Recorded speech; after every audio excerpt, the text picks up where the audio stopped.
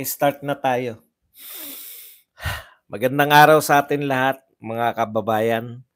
Saan man panig kayo ng daigdig naron, dito na naman tayo sa another episode ng ating vlogs, Badong Ratiles po. Pag-uusapan natin ngayon, ito no, Pamilya Duterte, todo na rin. Todo na rin po ang suportahan sa isa't isa. Nagpahayag po si BP Sara ngayon no, na sinusuportahan niya po yung panukalang batas ni Congressman Pulong. Yun pong panukalang batas na magkakaroon ng every 6 months random drug testing mula presidente hanggang sa lahat ng mga elected and appointed officials ng ating pamahalaan. Pag-uusapan din po natin, ito po may hamon si Basti, no? Sa kay Pangulong BBM. Ha? Hinggil po diyan, matatapang talaga. Nakita niyo ba yung picture? Yung magkakasama yung pamilya, yung hindi yung pamilya nila Kitty, itong pamilya nila BP Sara. O alam niyo na, nag-uusap-usap na. Marami na namang kinakabahan tambaluslos.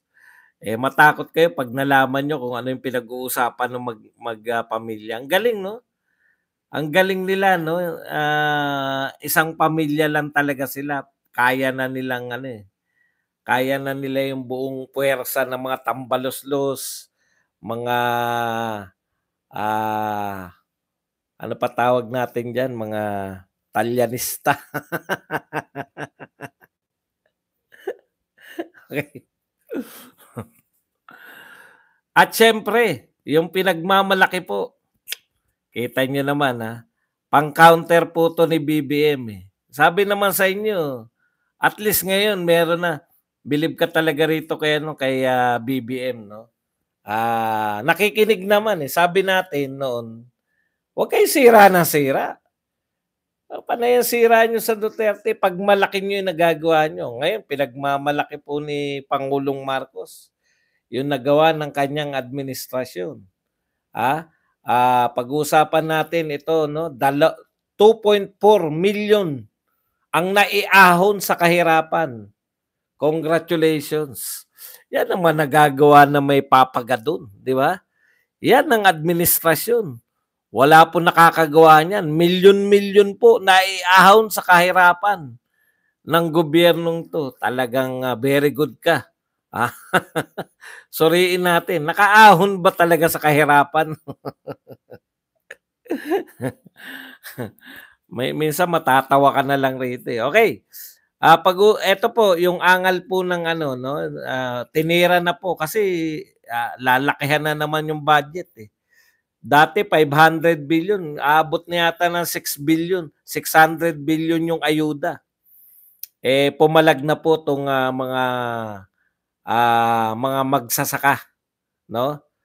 Yung food security tinira nila pati po tong pamimigay ng ayuda. Yan po mga pag-uusapan natin pero bago yan, kung bago ka pa lang dito sa ating channel, mag-subscribe ka na dahil ito lang ang tayong channel na may kinikilingan, may pinapanigan, una sa balita, uli sa impormasyon, kaya ano pang hinihintay nyo? Pindot na, okay. Pahapayawan lang natin. No? Yung kanina po ng mga,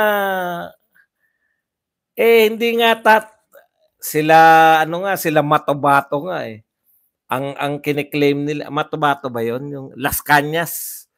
Si Las Cañas nga Ang kiniklaim mga totoong kasama yan nila Duterte, di ba? Hindi nakapanipaniwala. Yung kanilang testigo, nagtataka po ako rito sa mga sa mga congressman. Simple lang po 'yan. Narinig mo ba na inutusan ka ba ni Mahirap po yung hearsay lang di ba? Sabi lang narinig niya sa mga nakasama niya sa bilangguan. Ayun na yun na yung pasabog no. Yun na raw yung pasabog laban sa mga Duterte. Alam nyo, ito lang po no, dami pong problema ng bayan sa mga congressman at sa mga senador na rin. Napakarami po ng problema ng bayan ngayon. Pero masyado kayong obsessed sa Duterte. No? yung mga yan tapos, tapos na yung panunungkulan ni Pangulong Duterte, hindi na po siya presidente ngayon, ano, expose, puwedeng-puwede niyo na pong kasuhan, 'no? Wala naman, nagsabi na po si Pangulong Duterte na willing naman silang harapin yung kaso. In fact, na may nagkaso ng congressman, 'di ba, sila Franz Castro. Daanin niyo na po kasi hindi naman po kayo korte, ang pinag-uusapan niyo ay hindi naman po yung, ah, dahil gagawa kayo ng batas, 'no? Mukhang hindi naman daw yung ewan ko rin, kung anong magagawa niyong batas, diyan sa mga investigasyon niyo. Kasi wala ng pogo lahat, 'no? Ang dami pong pogo sa buong Pilipinas nakakalat. Pero ang concentration niyo yun sa Pampanga, 'no, Pampanga pa rin.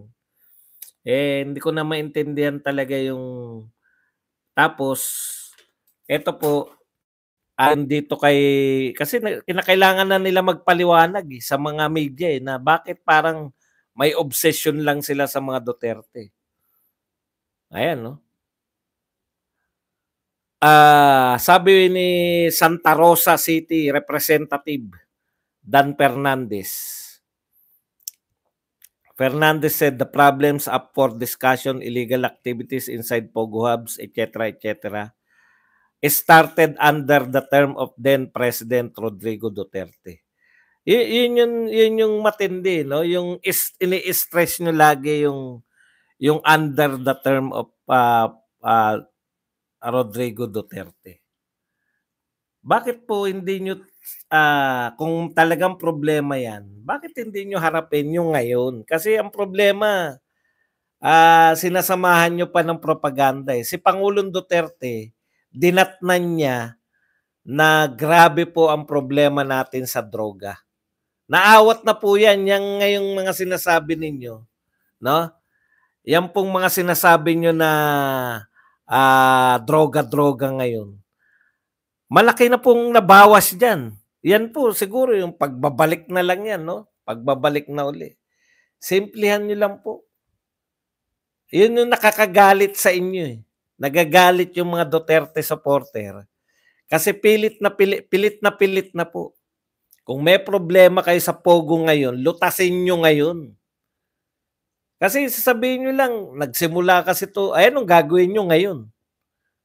Uugatin nyo pa rin yun noon. Kasi si Pangulong Duterte, hindi namin naringgan yan na nagsimula tong problema ng droga natin nung panahon ni Cory Aquino, panahon ni Pinoy, panahon ni Gloria, panahon ni Erap. Wala pong ganun. May problema sa droga ngayon, lulutasin namin ngayon. Kaya wala kayong nalulutas, eh. No? Kaya wala kayong nalulutas kasi may problema ngayon, lulutasin namin, ibibintang namin sa nagdaang administrasyon. Kung problema yan ngayon, lutasin nyo ngayon. Ganun lang po kasimple yun. Kasi kung ang isang leader na ang pananaw kagad, hindi ko naman, inabutan ko na lang yan. Sino ba may sabing tumakbo kayo? Sino ba may sabi na pagtakbo nyo, 0-0 ang problema, magsisimula na lang sa inyo? Dapat nung sinabi nyo, ang lulutasin ko lang yung mga problemang nagmula sa akin, hindi kayo mananalo. Di ba? Hindi kayo mananalo. Kaya mali yung mga tuntungan ninyo, eh. Nangangalahati na kayo, malapit na kayo mga lahati sa administrasyon. Ng administrasyon nyo, mag-e-election na ng midterm. Ang dialogue nyo pa rin, ito kasi minana lang namin. Ano kung minana nyo? Sinabi ba ng gobyerno ni Duterte, eto ang Pilipinas, walang problema? Putyang, nung tumakbo kayo, alam nyo, kaya nga ang sabi nyo, itutuloy. Tapos itong mga alipores nyo sa Congress, panahon kasi ni Duterte yan, anak ng pupa.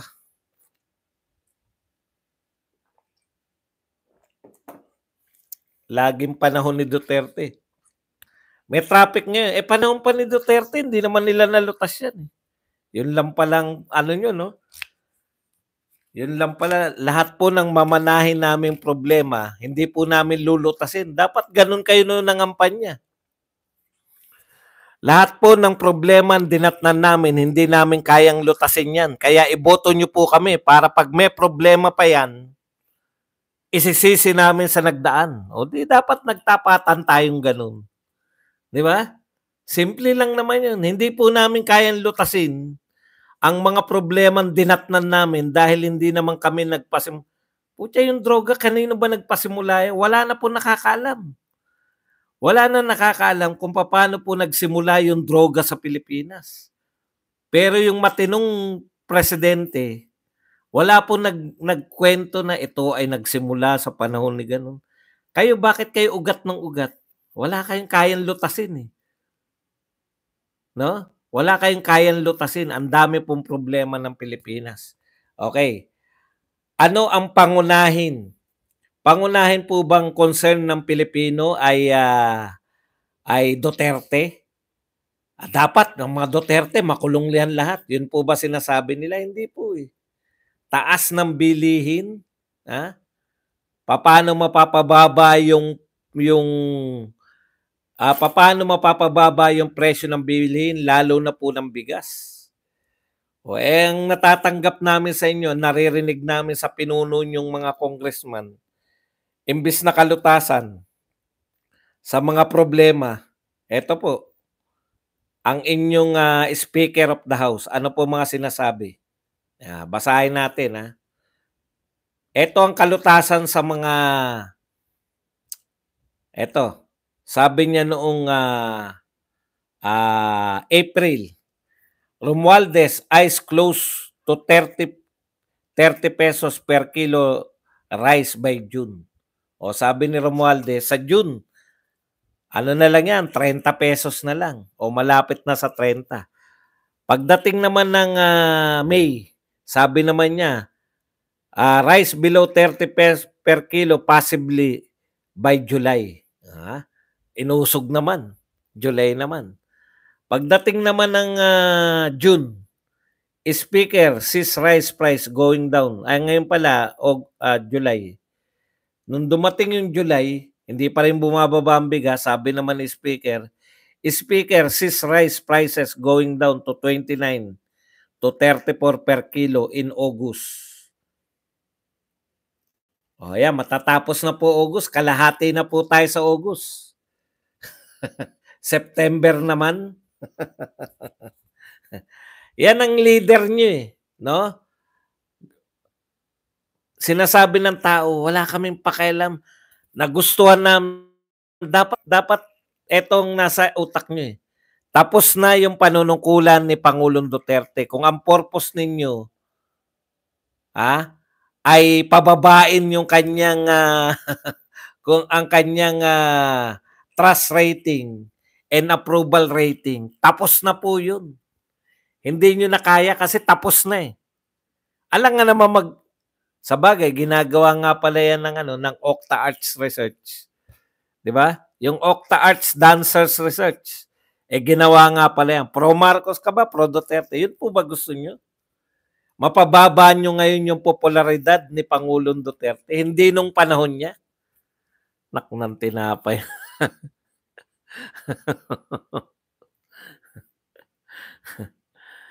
Wala eh.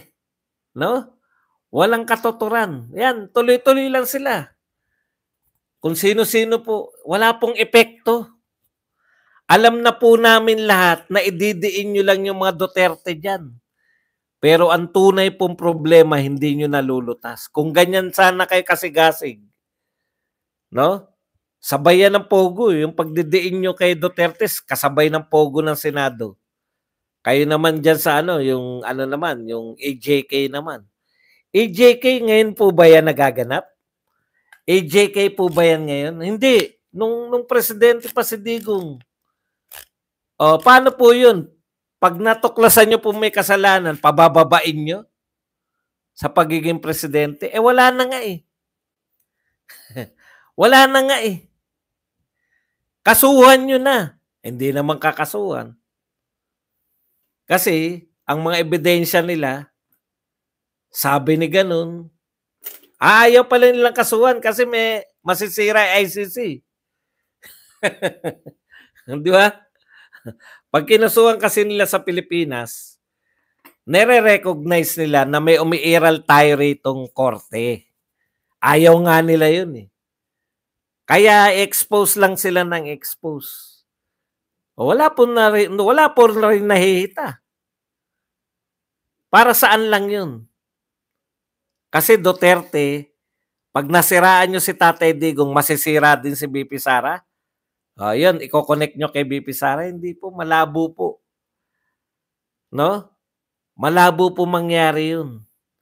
6 na taon nang siniraan ng mga dilawan si Tatay Digong. Yan din. Kung paano nyo po sinisiraan, huwag nyo po sabihin na mas magaling kayo manira sa dilawan. Malulupit yun. Ang tindi ng training nun eh. No? Wala po nangyari sa 6 na taon na. At least yung dilawan, ang tapang nila. At least yung mga dilawan, nung panahon ni Duterte sila naninira. Sa bagay, dilawan din pala kayo. Dilawan rin nga pala kayo. Ano ba naman magagawa natin yan? Kasi kakampi kayo ni Duterte noon eh, di ba? Karamihan ng congressman kakampi ni Duterte nung panahon ni Duterte. Kaya ngayon nyo lang sisiraan. Hindi nga umepekto eh. Si BP Sara ba gusto nyo? Pag siniraan yung EJK ni Tatay Digong, masisira si BP Sara. Nanalo nga, pinakamalaking boto eh. Si Tatay Digong eh. Panahon ni Duterte pa sila naninira. Wala pong epekto. Lalo na ngayon. Bakit? Wala pong pakialam yung mga Pilipino ngayon. Lalo nyo sinisiraan si Tatay Digong tapos palpak ang gobyerno, lalo nila nakikita na mas gusto namin noon. Di ba? Thank you very much kay Amik TV 45 UK sa 3 pounds.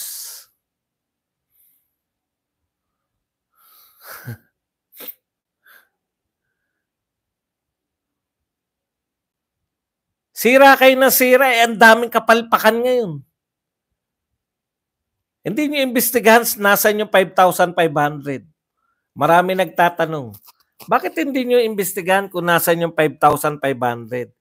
Kayo nga pala nag-budget, no? Budget nyo nga pala yan, di ba? Bakit nyo nga naman kukwestiyonin yun? Lahat po ng kapalpakan ngayon, bakit hindi nyo iniimbestigahan? Ito po, malapit na malapit sa mga Pilipino. Ang malapit sa mga Pilipino, pagkain eh. Mapababa yung presyo ng bigas. Pinag-usapan po yan na pababain yung taripa, yung tax. Yung tax po na pinapasok ng bigas dito tsaka iba pang agricultural products, pabababain yung taripa para bumaba ang presyo. Bumaba na po yung taripa. Ibig sabihin, yung tax na nakokolekta natin sa mga imported na bigas, umunti na lang. Konti na lang yung tax natin. Pero willing magsakripisyo yung gobyerno para bumaba yung presyo ng bigas. Tanong, bumaba ba presyo ng bigas? Hindi rin. Hindi rin pala bumaba. Di ba magandang yan ang imbestigahan nyo? Hindi ba mas maganda na yan ang imbestigahan ninyo sa Kongreso? Kasi matutuwa sa inyo. Bakit hindi bumababa presyo ng bigas? Binawasan nyo na yung tax ng pumapasok na imported na bigas. Parang may pakinabang kayo. Kala nyo, Duterte na naman. Alam nyo yung mga sinasabi lang ng tao? Duterte na naman. Ano ba balak nyo? Pababain sa pwesto si Tatay Digong? Matagal na pong wala sa pwesto. Wala pong purpose yan eh. Kung hindi nyo po kakasuhan si Tatay Digong, hindi nyo naman kayang pilitin dyan. Isasampinan nyo ba si Tatay Digong? Hindi nyo po kaya. Yung ipapahuli nyo dahil ayaw umatin sa inyo. Panahon niya pa yan. Yung panahon ngayon ang pinoproblema ng mga tao, ngayon kami interesado. Saan napunta yung budget ng PhilHealth? Yun dapat mga iniimbestigahan nyo eh. Sinabi lang ni Recto, "Oy, may maganda ako nabasa, huwag ko nang banggitin kasi dilawan yung ano eh, dilawan yung nagpaliwanag." Hindi ko kasi alam yung PhilHealth, yung sinasabi kasi ni Recto, no? Sabi ni Recto, 'di ba? Yung PhilHealth, hindi naman pera ng mga, hindi naman contribution yung kinuha namin. Yung subsidy raw ng gobyerno. Kaya parang iniisip ko, 'di ba nung una, ang iniisip ko lang, kaya nga nagbigay ng subsidy yung gobyerno dahil kailangan nila eh. Yung pala, ang logic nga pala diyan, nagpa-member ang gobyerno ng mga PhilHealth na hindi naghuhulog. 'Di ba? Parang ano 'yan eh, parang 'di ba yung konsepto ng PhilHealth, parang paluwagan. Hulog ka ng hulog ngayon para pagka may time naman, pag ikaw naman nagkasakit, ikaw naman ang makikinabang sa PhilHealth. Pag pamilya mo naman nagkasakit, makikinabang ka rin. Paano yung mga hindi naghuhulog? 'Di ba? Isinama nila sa PhilHealth. Sinama niyo sa gobyerno, hindi naman naghuhulog yung mga yan eh. Kumbaga sa paluwagan, dapat yung makakatanggap lang ng sahod sa paluwagan, yung mga naghuhulog lang, 'di ba? O sino po maghuhulog dun sa mga minembre nyo? Namimigay kayo ng mga PhilHealth card. Isa yan sa mga ayuda nyo eh. Gobyerno namimigay, o yan, may PhilHealth ka na. Wala akong trabaho, may PhilHealth ako. Oo, ayuda yan. Sino mananagot nun? Kaya merong subsidy. Kaya kayo nagbibigay. Yan yung hulog ninyo. Kasi hindi sila naghuhulog eh. Yung mga may trabaho, naghuhulog, obligado. Di ba? Okay lang yun, hindi masakit. Ikaw, meron kang PhilHealth, nagkasakit ka, dapat makinabang ka sa hulog namin lahat. Kumbaga tayo lahat, bakas-bakas tayo dyan sa PhilHealth para pag may nagkasakit sa atin, may makukuha tayo sa PhilHealth. Paano yung mga hindi nagbabakas? Paano yung hindi naghuhulog? Gobyerno may sagot dyan. O yung sagot nyo, kinuha nyo. Sagot pa rin namin. Sagot pa rin namin yung mga minembro nyo dahil pinamigay nyo yung PhilHealth card. Kalokohan talaga ng mga to eh. Di ba? Yun nga pala yung sagot. Kaya pala kayo nagbibigay ng subsidy para dito sa mga tao na to eh. Buti nga napag-usapan niya kasi 500 billion pa raw yung pera eh. Tinesting muna ba? Testing muna. Pag walang pumalag, puta kunin lahat yan, istib lahat yan. Taasan nyo yung benepisyo ng miyembro. Dalawa lang yung nakalagay sa batas. Tataasan mo yung presyo na, yung benepisyo, or bababaan mo yung premium, bababaan mo yung hinuhulog. Kung masyado ng maraming pondo yung PhilHealth, hindi nyo babawiin. Okay, sana may mangyari doon sa mga nagsampa sa Supreme Court. Okay, punta po tayo rito sa iba pang balita. Nakakatuwa tong pamilya Duterte. Dahil nagsusuportahan, no? Si ayan, no? For the first time, nabuo tong pamilya na to. Mukhang kagagawan to ni BP Sara. Siya pinakamasaya eh. Ayon po kay BP Sara, ay sinusuportahan po ni BP Sara itong kanyang kapatid. Basahin natin. BP Sara is fully supporting a bill filed by her brother, Davao City 1st District Representative Paulo Duterte, that would mandate all elected and appointed officials, including the President, to undergo mandatory random drug testing every 6 months. So sumusuporta po. Tinanong din si BP Sara, sabi ni BP Sara, naririnig ko po yung panawagan nyo na mauna kami na mag-ano. Ang gusto ni BP Sara, sige mag-hair follicle ako, pero dapat dalawang, hindi lang yung isa. Kumbaga meron third party na titistigo. Kunwari etong laboratory to, halimbawa St. Luke's yung ano sa akin, yung karibal ng St. Luke's. Ano ba karibal ng St. Luke's? Makati Med, halimbawa ganun. No? St. Luke's kukuha ng hair follicle ko, Makati Med dapat naka-observe kung tama yung ginagawa. Magandang ano yun, no? Third party. Maganda yung sinasabi ni BP Sara. Pero mas malupit po yung sinabi ni yung sinabi ni Congressman ay ni Mayor Baste.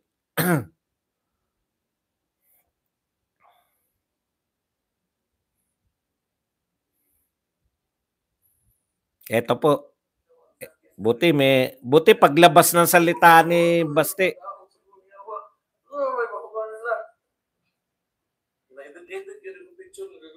Ayan. Ano ko ito po tanong sa kanya. Baka siya daw ang target ng demolition. Isa raw siya sa target ng demolition. Actually, ang target ng demolition ngayon, buong pamilya Duterte na eh. Yung kaninang testigo, ang ayon sa kwento sa kanya, sa bilangguan, involved daw sa droga si Pulong, si Michael Yang, tsaka si Mans Carpio. Yung pong asawa ni BP Sara. So buong pamilya Duterte na. Ito naman kay Baste, ang demolition job sa kanya. Ano pa ba, sabi ni Congressman ni Mayor Baste, ano pa ba, ubos na ang paninira nila sa akin? Ano pa bang ibabato nila, sabi ni Mayor Baste? Ayan, nag-edit sila na nagpipicture, yung picture ko, inedit na may hawak akong nagko-cocaine. Kita nyo po mag-resolve yung mga Duterte Sinabi niya, inedit na nga nila picture ko para magmukha ko nagko-cocaine. Okay, pero hindi po doon natapos.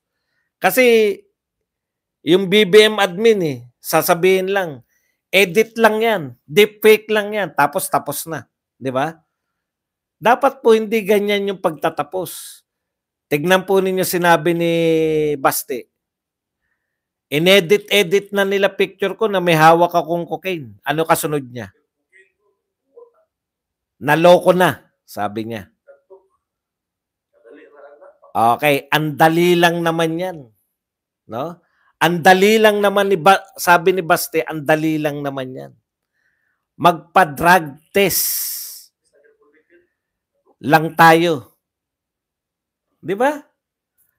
Inedit niyo picture ko na mukha ko nag-cocaine. Madali lang naman madali lang naman 'yan. Magpa-drug test tayo. Mr. President, magpa-drug test tayo. Isama mo yung mga anak mo. 'Di ba napakadali lang po? Kaya masarap maging pinuno yung mga Duterte. No? Pag pinagbintangan nila na inedit nyo lang yung picture nyo, pero simple lang din ang kasagutin nila. Para mawala duda sa atin, magpa-drug test tayo, Mr. President. Sama mo mga anak mo. Madali lang naman yan. Yung pong mga hamon na gano'n ng walang takot, no? Yung mga walang takot na hamon. Kasi wala naman silang itatago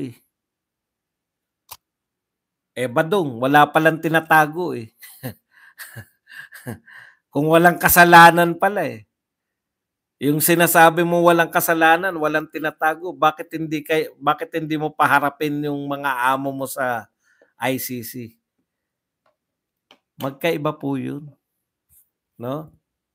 Ito po, nananawagan na, malawak na po yung panawagan, maski si Mayor Magalong ng Baguio City, nananawagan na. Ewan ko yung mga pare, bakit tayo manawagan ng drug testing? Malaki ba donasyon, mga kaparian? Iba po yung ICC. Wala pong jurisdiction yung ICC. Pero mamamayang Pilipino na yung nananawagan, no? Mamamayang Pilipino na yung nananawagan na magpa-drug test na kayo.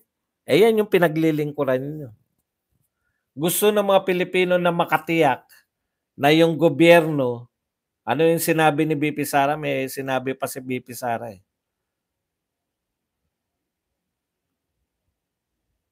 Balik ko lang muna. Okay. Bakit gusto ni VP Sara, no? Bakit niya sinusuportahan? Yes, of course, oo. Unang-una, dapat talaga na mapanigurado nating lahat na nasa tamang pag-iisip yung ating mga public officials. Kasama na ako doon. Oh, 'di ba? Kaya dapat yung mga public officials masigurado natin na nasa tamang pag-iisip. Lalo na po yung presidente. O simple lang eh. Kung wala kang tinatago, di magpa-hair follicle. Eh yung pala ba dong wala palang tinatago, bakit hindi magpa-imbestiga sa ICC? Eh para niya na sinuko yung sarili niya sa foreign entity. Kung hindi nyo pa po alam, si Pangulong Duterte po ang nagtanggal sa atin sa ICC. Alam niyan eh. Sa kanya nga nanggaling yung umalis tayo sa ICC tapos iso-surrender niya yung sarili niya. Para niyan niloloko yung sarili niya. Umalis nga ako sa inyo tapos 'di ba? Badong, sabi mo kung walang tinatago, bakit hindi harapin? Oh, yan Kongreso. Kongreso ng Pilipinas. Bakit hindi siya humarap sa Kongreso? Bakit siya harap sa Kongreso? Wala namang power yung Kongreso laban sa kanya. Kung kaso na yung pinag-uusapan, ituloy nila sa korte. Hindi naman korte yan. Bakit siya harap dyan? Alam niyo po, kung kasalukuyang nagaganap yan, di ba? Pwede. Paharapin mo rin yung mga... Katulad ng ginawa nila kay Bato nung general pa lang. Nangyari na po yan. Paulit-ulit. Sabi nga ni Bato, ilang beses bang imbestigahan yan? Naimbestigahan na yan ng Kongreso, naimbestigahan na ng Senado nung si Bato ay general pa lang. Nakalimutan nyo na ba? Inimbestigahan na sila sa EJK?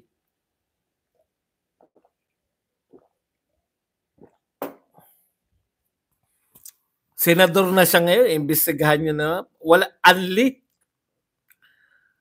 Gamitin nyo yung mga nakuha noon, magsampa na kayo ng kaso. Eh, hindi naman eh. Paninira lang kasi yung ginagawa nila. Okay, kaya magkaiba po yun, no? Magkaiba po yun dahil ito, sabi nga ni BP Sara, dapat makatiyak tayo na yung namumuno sa atin ay matino yung pag-iisip.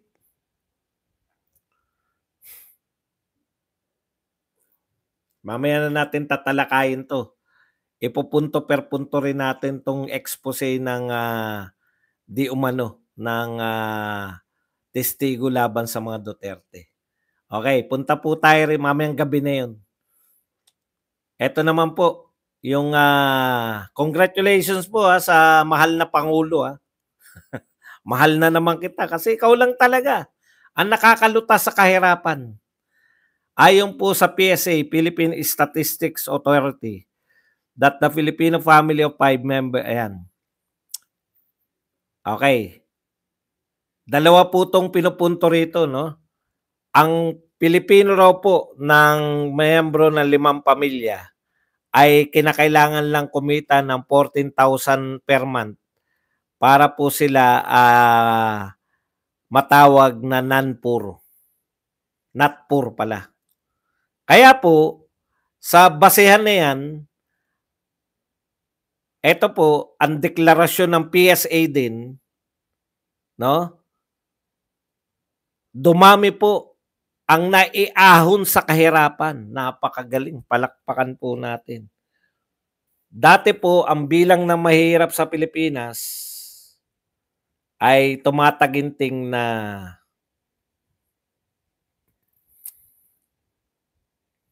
hindi to. Okay, dati po, panahon ni Duterte, marami raw ang mahihirap Eto, 2021, 19.9 million ang mahirap. Ngayon po, ang mahirap po ngayon, 17.54 million. So napababa po nila yung mahirap ng 2.4 something.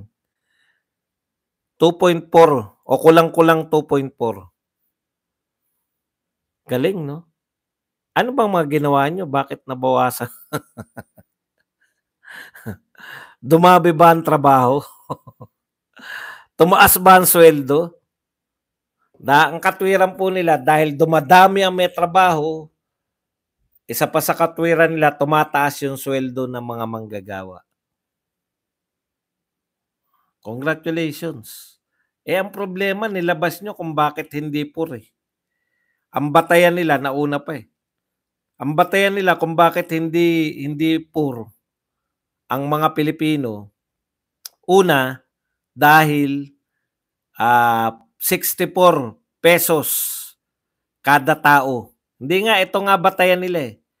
Kung ikaw ay kumakain sa isang araw na ang halaga mo ay 64 pesos, hindi ka na food poor. So lahat po na nakakapag-Jollibee, mayayaman yan. Hindi po yan mahirap. Yun lang, simple lang po. Sa simpleng deklarasyon na ibaba mo lang yung gastos, mayaman na, ibig sabihin, kahit wala ka na mabiling kahit na ano, basta ikaw kumakain ka ng 64 pesos a day, mayaman ka na. Food rich ka na, hindi ka food poor eh. Shoutout kay Placido Pilosopo. Kaya ganun lang po kasimple. Kahit wala na silang proyekto, 64 pesos a day, mayaman ka na. Okay ba yun? Okay. Eto pa po, kung ayaw nyo ng per-peraso, yung pamilya na may 5 miyembro, no? Kinakailangan sumweldo lang ng 13,873. I-round up na lang natin para madaling kwentahin, 14,000. So kung ikaw ay tumatanggap po ng minimum, sumusweldo ka ng minimum, hindi ka na mahirap. Ayon po sa kwenta ng PSA. Kung minimum ang sweldo mo ngayon, mayaman ka na. Tindi, no? Minimum ka lang, mayaman ka na sa Pilipinas. Ayos. Kaya talagang mababawasan talaga yung kahirapan. Ganun po sila lumutas ng problema, no? Nalulutas nila yung problema dahil po sa pamamagitan ng manipulasyon ng mga numero. Numero lang po yan. Pero yung ramdam ba ng tao na kumikita ng minimum, lahat na nagtatrabaho sa SM, mayayaman yan lahat. Huwag niyong kakantyawan yung mga nakatayo dyan na maghapon, pati mga bodegero, yung maghatid sa'yo dahil hindi mo na kaya magbuhat. Sir, pahatid ka? Hatid mo nga ako sana. Hanggang sa sakayan ng tricycle. Mayayaman yun. Lahat ng minimum, mayaman. Tindi ng Pilipinas. Napakaraming mayaman sa Pilipinas pala.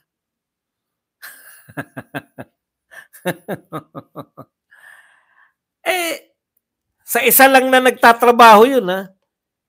5 kayo sa pamilya, isa lang nagtatrabaho, mayaman na kayo pagka minimum ang sweldo. Paano pag 2 kayong minimum? Puta, super yaman na kayo. Hindi na kayo mahirap. Ang yaman-yaman nyo na.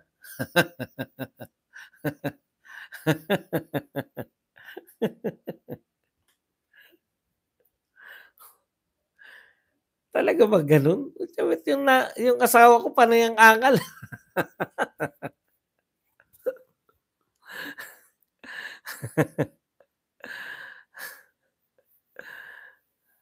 Mayaman ka lang, Jun. Hindi mo lang natutuklasan. Okay. Ito po yung angal ng mga magsasaka, no? Sabi po ng mga magsasaka, yung mga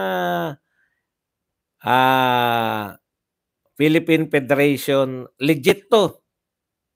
Legit po 'tong samahan na 'to, Chairman Federation of Free Farmers, FFF. Matagal ko na nakikita 'to, eh.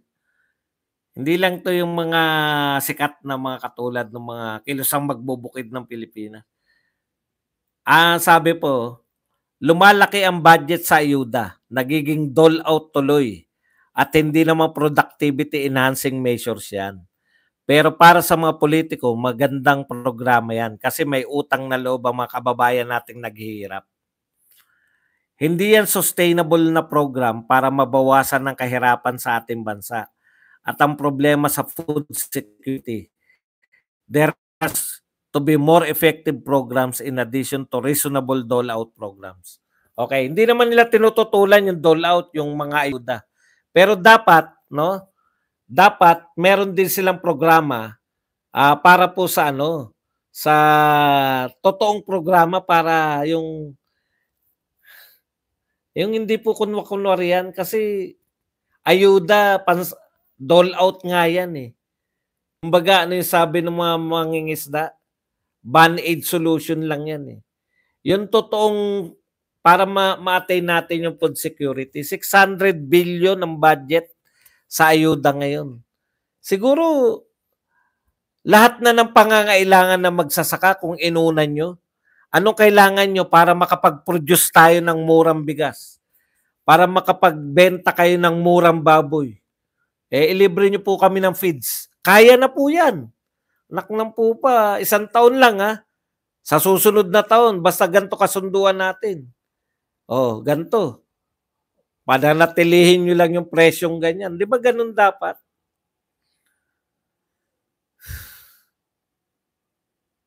Ayuda, hindi nga natin alam. Tinatanong ko, ang dami ko nang tinatanong. Nakatanggap ba kayo ng ayuda ng panahon ni Duterte? Kasi times 2 na po ngayon yung ayuda sa loob ng 1 taon. Yung budget ni Duterte ng 2 taon, times 2 nyo yan. Ganyan po ang budget. Wala pang binibiling bakuna. Yung budget po ni Duterte, kasama pa rin yung pagbili ng pambili ng bakuna, pambili ng PPEs. Yan po, eto ngayon, ayuda lang talaga. 600 billion. Ang tanong ko lang, nasan po yung nagkakagulo